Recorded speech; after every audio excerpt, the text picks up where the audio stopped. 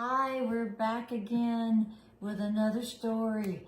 I'm Jerry, and this is my mother, Elaine. Elaine, say hello. Hello, everybody. If you don't know, if this is the first video that you've tuned into, my mom was born in the 1920s during the Great Depression. She's part of the greatest generation. She was one of 8 siblings born in Lipscomb, Alabama. Yep. And today we want to talk about a childhood memory.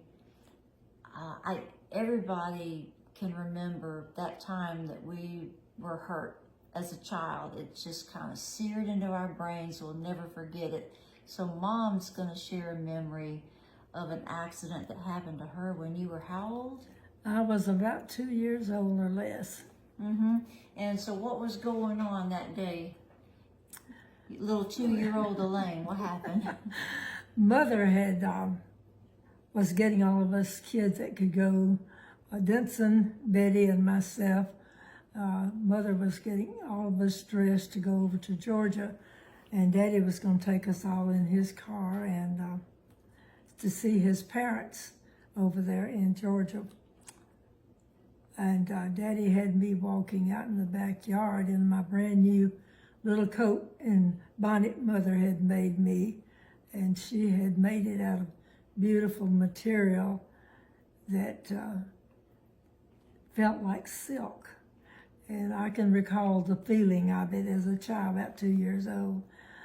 And Daddy was holding my hand and walking me around the backyard while Mother was finishing up getting ready to leave. And one of the old roosters that we had in the backyard, he was a big one as well as I remember as a child. And Daddy was walking me around the backyard, and this rooster sneaked up behind me. And me being little and Daddy being tall, the rooster jumped on me, and he spurred me on my face and cut my cheek. And of course, Daddy turned around and wrung his neck real quick. And we had chicken and dumplings. I remember the kids talking about that later on, about having chicken and dumplings from that rooster that cut Elaine's face.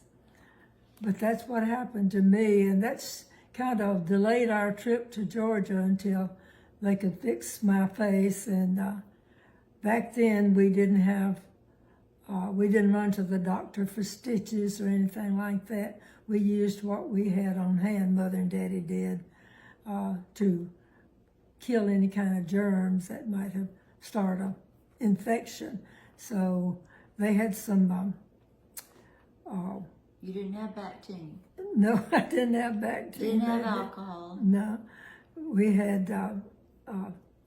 what did I tell you we had, Jerry? Kerosene. We had kerosene, a can of kerosene, and Mother took a clean rag and cleaned it off, and they took some kerosene and daubed it and covered it up with, I believe it was mercurochrome, because I remember as a child I was crying, of course. Yeah, you didn't have Band-Aids? No, we didn't have Band-Aids, and so she had to make a little bandage and put over it. But then we were able to go on to Georgia and make our trip.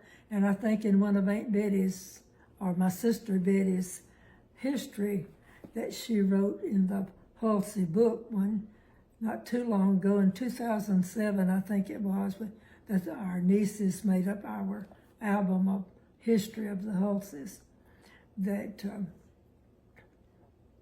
I lost my train of thought. What does Betty remember about traveling over there after you got attacked by the rooster? Well, Betty remembered that our grandfather took me and Betty and Denson out to the watermelon patch, and Grandpa Halsey had saved a big, nice watermelon for us to make seed to plant for the next year.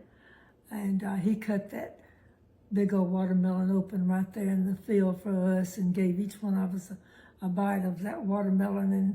And I remembered it too, even though I was very small. I remember how sweet that watermelon was, and I remember how beautiful. Poor baby. Yeah. Her big old boo-boo on her cheek. Yep. But Chomping on watermelon. I remember that real well. I was about 2 years old, but I recall that real well. But we had some good grandpas and grandmas, but that's the last time I recall ever seeing my grandmother and grandfather Halsey, was when I was very small. We didn't get to make another trip over there until after they were gone. And one year, Aunt Betty and I and Aunt Lois decided we wanted to make a trip back to Georgia to the old home place of the Hulses, and we found our way back over there. Yeah, because that's where your mom was from. No, mother was from Bessemer. Okay, your dad was from Dad Georgia. was from Georgia. It's a place near Winder, I believe, is where they lived. And it was a beautiful area. It's all countryside, of course. And we were able, Betty and I and Elois went over and enjoyed visiting our Aunt Mayrell, Daddy's, one of his younger sisters. So that was a good memory, but it's a bad memory as a child, but it's a good memory to remember how good my parents were to all of us, and to take us over there to see them, and how good my mother and daddy were to me and my grandparents too. And Aunt Betty remembered it too. That was the best I could ask for. Aunt Betty had a good memory. She really did. I miss her. I still say Aunt Betty. That's my older sister, Betty. She's used to talking to her nieces. Yeah. And so she refers to her brothers and sisters as Uncle Don, Aunt Betty, Aunt Lois. I do it all the time because Linda and Virginia and even Janet and different ones that I remember to call, well, we chat every once in a while.